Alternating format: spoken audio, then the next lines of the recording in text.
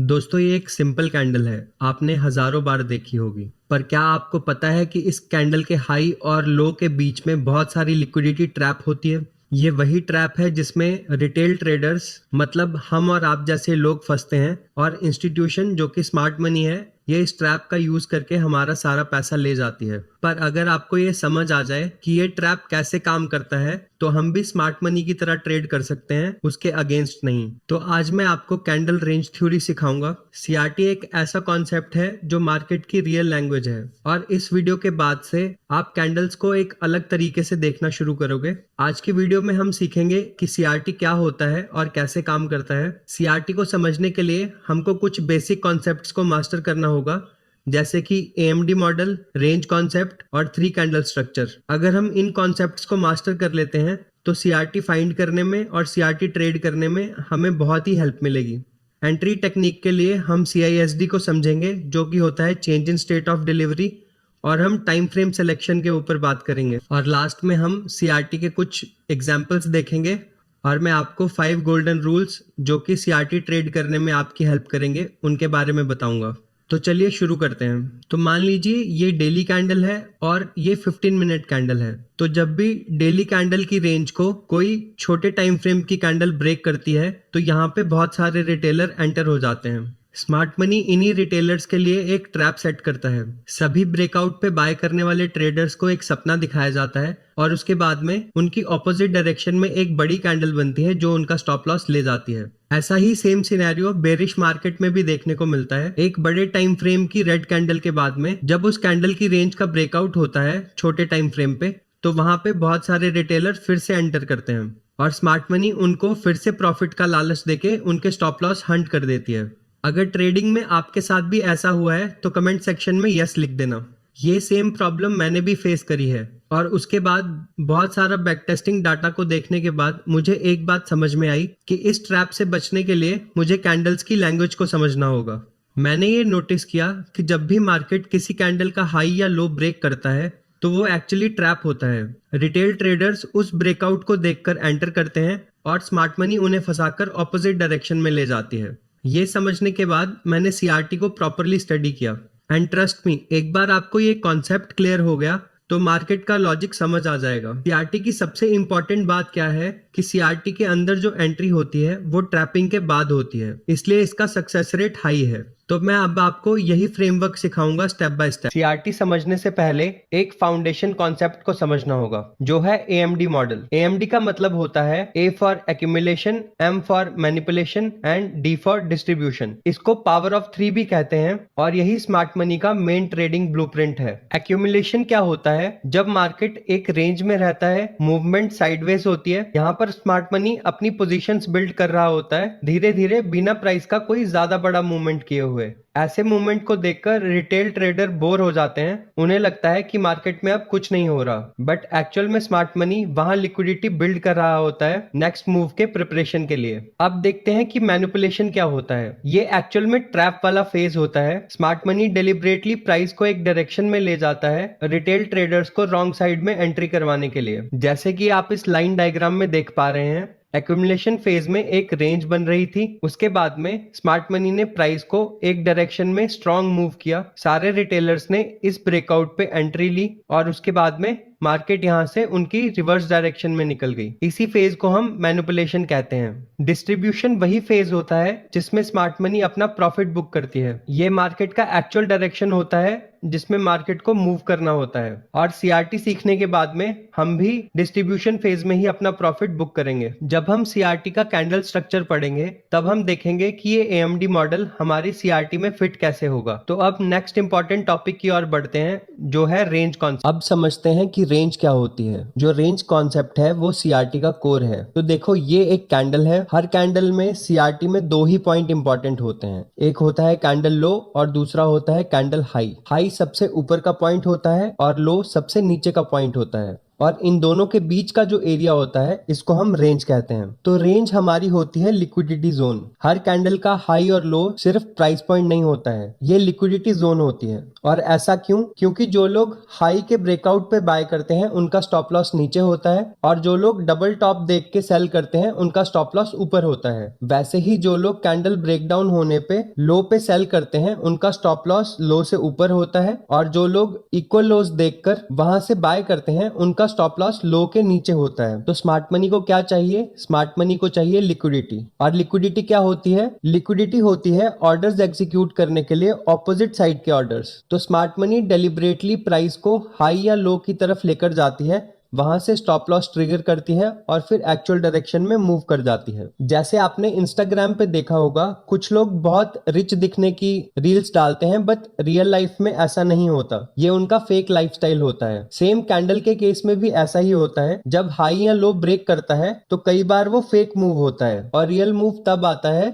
जब trap complete हो जाता है। यही सीआरटी का सीक्रेट है। तो अब आते हैं सीआरटी के हार्ट पे, जो है 3 कैंडल स्ट्रक्चर। सीआरटी सिर्फ 3 कैंडल का खेल है। कैंडल 1 हमारी सेटअप कैंडल होती है, कैंडल 2 हमारी मैनिपुलेशन कैंडल होती है, और कैंडल 3 हमारी कॉन्फर्मेशन कैंडल होती है। अब इन तीनों कैंडल्स को एक एक करके समझते हैं। सो कैंडल नंबर 1 ये हमारी रेंज डिफाइन करती है। इसका हाई हमारा सीआरटी हाई होता है और इसका लो हमारा सीआरटी लो होता है। अब कैंडल 1 के कुछ इंपॉर्टेंट रूल्स को समझते हैं। जो हमारी सेटअप कैंडल होती है ये स्ट्रॉन्ग कैंडल होनी चाहिए, इसमें क्लियर बॉडी का होना जरूरी है, वीक कैंडल या डोजी नहीं होनी चाहिए। अगर आपको वीक कैंडल या डोजी सेटअप मिलता है तो आप अपने सीआरटी सेटअप को स्किप कर सकते हो। कैंडल 2 हमारी मैनिपुलेशन कैंडल होती है। ये कैंडल रेंज थ्योरी की सबसे इंपॉर्टेंट कैंडल है। यही हमारी मेन ट्रैप कैंडल होती है जहां पे स्टॉप लॉस ऑर्डर्स हिट होते हैं। कैंडल नंबर 2 का काम होता है हमारी कैंडल नंबर 1 का लो या हाई ब्रेक करना, बट इसमें सबसे इंपॉर्टेंट पार्ट ये है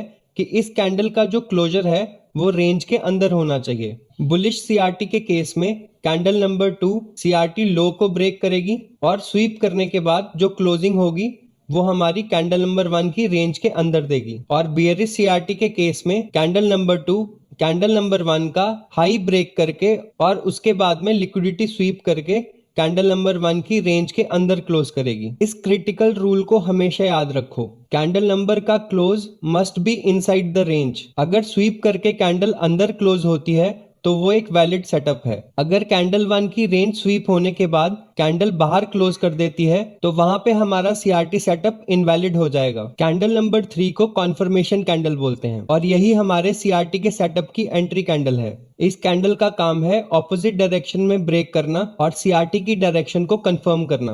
बुलिश सीआरटी के केस में कैंडल नंबर 2 सीआरटी का लो ब्रेक करती है और उसके बाद स्वीप करके रेंज के इनसाइड क्लोज करती है। कैंडल नंबर 3 में हमें एंट्री मिलती है और हमारा जो टारगेट होता है वो सीआरटी का हाई होता है। बेयरिश सीआरटी के केस में कैंडल नंबर 2 सीआरटी का हाई स्वीप करती है और कैंडल नंबर 3 से एंट्री लेकर हम सीआरटी लो तक का टारगेट रखते हैं। अब हमने सीआरटी का कैंडल स्ट्रक्चर तो पढ़ लिया, अब हमें ये सीखना है कि कैंडल नंबर 3 में एंट्री कैसे मिलेगी। उसके लिए हम एक एंट्री के एडवांस कॉन्सेप्ट को पढ़ेंगे जिसको बोलते हैं CISD, change in state of delivery. तो CISD क्या है? जब मार्केट एक डिलीवरी स्टेट से ऑपोजिट डिलीवरी स्टेट में शिफ्ट कर जाती है तो हम उसको CISD कहते हैं। तो अब इसको चार्ट पे समझते हैं। ये एक बुलिश CRT है, ये कैंडल नंबर 2 है, ये कैंडल नंबर 2 का छोटा टाइम फ्रेम है। मार्केट बेरिश हो रही थी, उसके बाद में जब कैंडल नंबर 2 ने स्वीप किया तो दो बड़ी बड़ी ग्रीन कैंडल बनी। तो जो लास्ट रेड कैंडल होती है उसका जो ओपन है, जब हमारी ग्रीन कैंडल उसके ऊपर बॉडी क्लोज करती है तो हम उसको change in state of delivery बोलते हैं। सिंपल शब्दों में समझें तो पहले मार्केट सेल हो रही थी, जहां से मार्केट सेल होना शुरू हुई है वहां से जब वो बाय में शिफ्ट करती है और लास्ट सेलिंग कैंडल के ओपन के ऊपर अपना क्लोजिंग दे देती है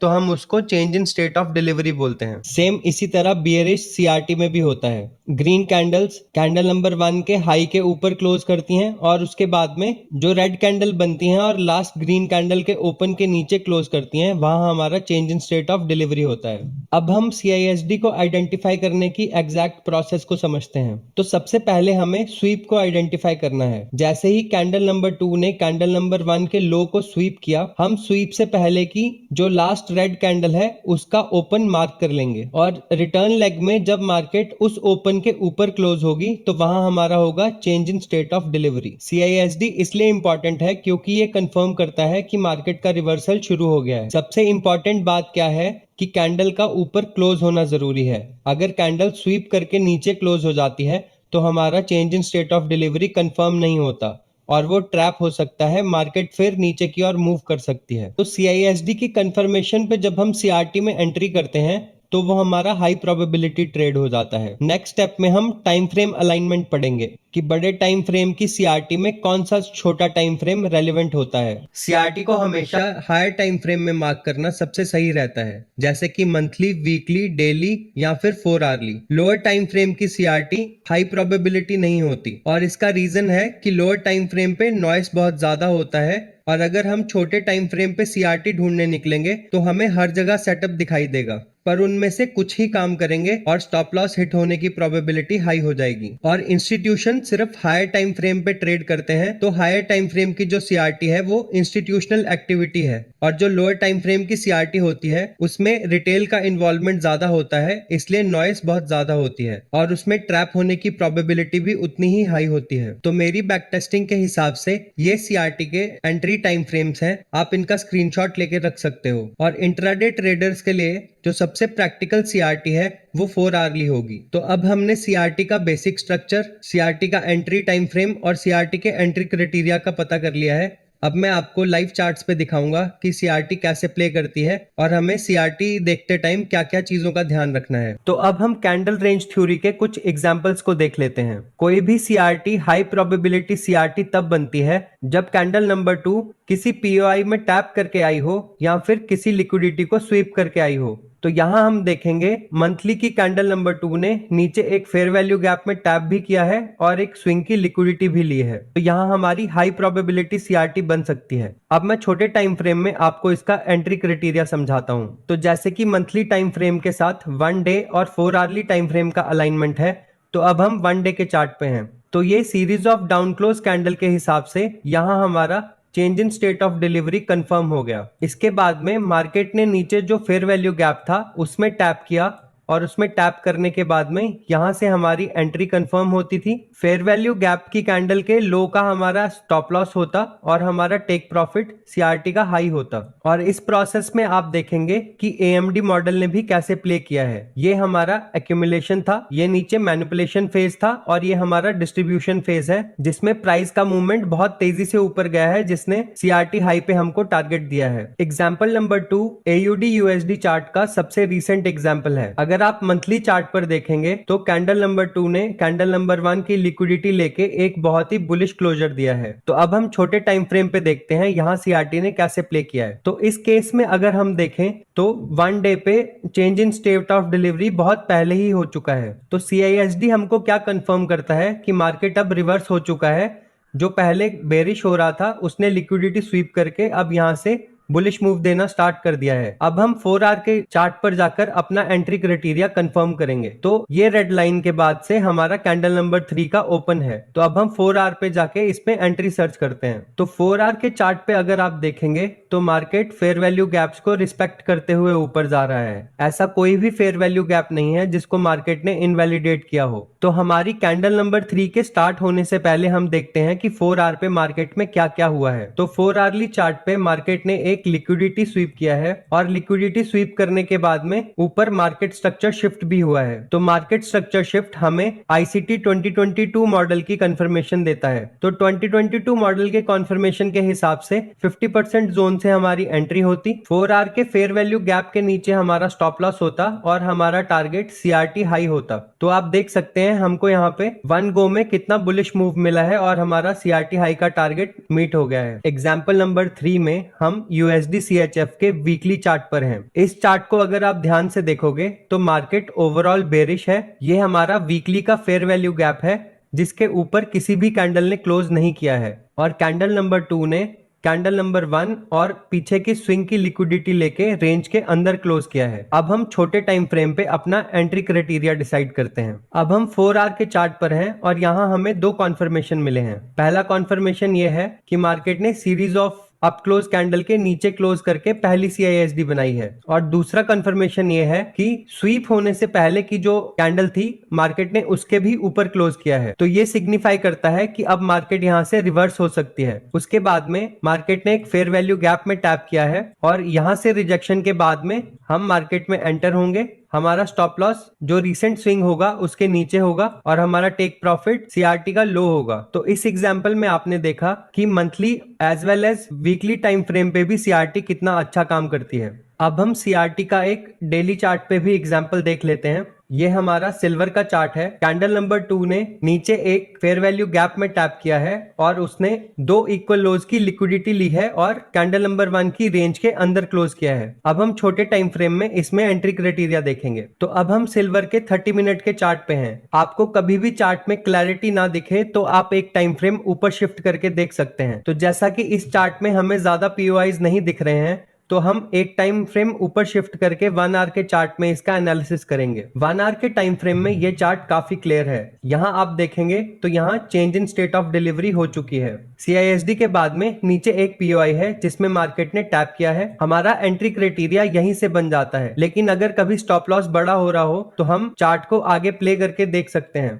तो POI में टैप करने के बाद में अगर हम इसको और रिफाइन करेंगे तो यहाँ पर हमारा लिक्विडिटी स्वीप हुआ है। लिक्विडिटी स्वीप होने के बाद में ऊपर हमारा मार्केट स्ट्रक्चर शिफ्ट हुआ है। MSS के बाद फेयर वैल्यू गैप से हमको एंट्री मिली है और यहाँ से हम अपना CRT हाई का टारगेट रख सकते हैं। ये ट्रेड पहले ट्रेड्स की तरह बहुत फास्ट तो नहीं गया, लेकिन इसने भी हमको लास्ट में टारगेट दिया है। तो अब हम अपना लास्ट एग्जांपल जो कि 4 आवरली टाइम फ्रेम पे देखेंगे। उसके बाद में मैं आपको CRT के कुछ गोल्डन रूल्स बताऊंगा। एग्जाम्पल नंबर 5 कुछ लोगों के लिए क्वेश्चनेबल हो सकता है, लेकिन यहाँ मैं आपको दिखाऊंगा कि CRT कैसे प्ले करती है। अगर आप ओवरऑल मार्केट देखेंगे तो मार्केट एक साइडवेज ट्रेंड में है और 4 आवरली पे ये एक साइडवेज मार्केट है जो एक बड़ी कैंडल के अंदर चल रही है। तो 4 आवर के सिनेरियो पे ये एक बड़ी कैंडल थी जिसके अंदर 2 कैंडल्स ने क्लोज किया है। यहां से जब ब्रेकआउट आया तो इस ब्रेकआउट के बाद बहुत सारे बायर्स ने यहां से अपनी एंट्री बनाई होगी, क्योंकि मार्केट साइड होने के बाद अगर 4 आवर पे इतना बड़ा ब्रेकआउट आएगा तो यहाँ बहुत सारे लोग एंटर किए होंगे। स्मार्ट मनी ने यहाँ से मार्केट को ऊपर पुश किया, फिर स्वीप करके इस कैंडल की रेंज के अंदर क्लोज कर दिया। तो यहां से अब हम अपना बेरिश CRT का मार्किंग देखते हैं और देखते हैं यहाँ पे छोटे टाइम फ्रेम में हमें कैसे एंट्री मिली। और CRT का टारगेट हमारा ये लो हो सकता है। तो अब हम 15 मिनट के चार्ट पे हैं।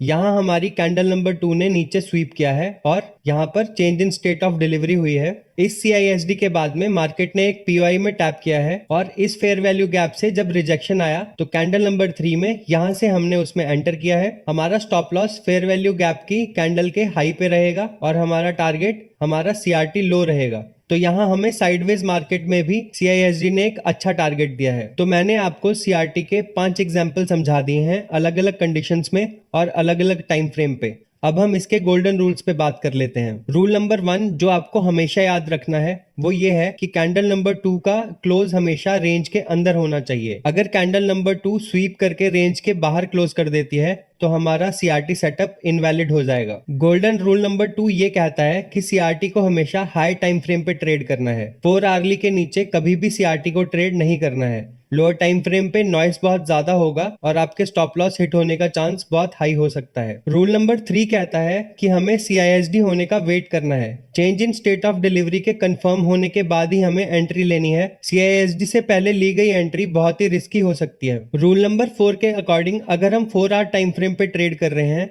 तो किल जोन से पहले बनने वाली जो कैंडल होंगी वो हमारी CRT कैंडल हो सकती है, क्योंकि मैक्सिमम मैनिपुलेशन किल जोन्स बनने से पहले होता है। और हमारा फाइनल रूल ये कहता है कि CRT की कैंडल स्ट्रांग होनी चाहिए। अगर कैंडल नंबर 1 वीक है या डोजी कैंडल है तो हमें अपने CRT के सेटअप को स्किप कर देना चाहिए। बॉडी के स्ट्रांग होने से हमें टारगेट्स भी अच्छे मिलेंगे और CRT के प्ले होने के चांसेस उतने ही ज्यादा होंगे। तो अगर आप इन 5 रूल्स को डिसिप्लिन से फॉलो करते हो तो आपकी 80% मिस्टेक अवॉइड हो जाएंगी। तो दोस्तों इसी के साथ हमने CRT का फाउंडेशन कंप्लीट कर लिया है। आज के इस वीडियो में हमने AMD मॉडल समझा, CRT की रेंज को समझा, कैंडल नंबर 2 की इंपॉर्टेंस को समझा, एंट्री कॉन्फर्मेशन के लिए हमने change in state of delivery को पढ़ा और उसे प्रैक्टिकली अप्लाई करके भी देखा। और इंट्राडे के लिए 4 आवर टाइम फ्रेम CRT का बेस्ट टाइम फ्रेम है। CRT एक बहुत बड़ा टॉपिक है और ये एक वीडियो में खत्म नहीं हो सकता, तो मैं इसका पार्ट 2 भी बनाऊंगा। पार्ट 2 में आप सेफ एंट्री टेक्निक्स को समझेंगे, पीओआईज के कॉन्फ्लुएंस को समझेंगे, 50% टारगेट रूल के बारे में पढ़ेंगे। अगर सीआरटी में हमारा एसएल चला जाता है लेकिन सीआरटी फिर भी वैलिड है तो हम उसमें री एंट्री प्रोसीजर्स को पढ़ेंगे। और लास्ट में मैं आपको सीआरटी को प्रैक्टिस करने का वीकली प्रोग्राम और एक चेकलिस्ट दूंगा डाउनलोड करने के लिए। तो इसके बाद जो पार्ट 2 आने वाला है उसको देखना मत भूलिएगा। तो इसी के साथ इस वीडियो को यहीं खत्म करते हैं। अगर वीडियो हेल्पफुल लगी हो तो वीडियो को लाइक कर देना। ऐसी ही और वीडियोस के लिए मेरे चैनल को सब्सक्राइब कर लो। मेरा एक टेलीग्राम चैनल भी है जिसपे मैं चार्ट एनालिसिस के रिगार्डिंग नॉलेज देता रहता हूँ। तो पार्ट 2 में मिलते हैं। हैप्पी ट्रेडिंग दोस्तों।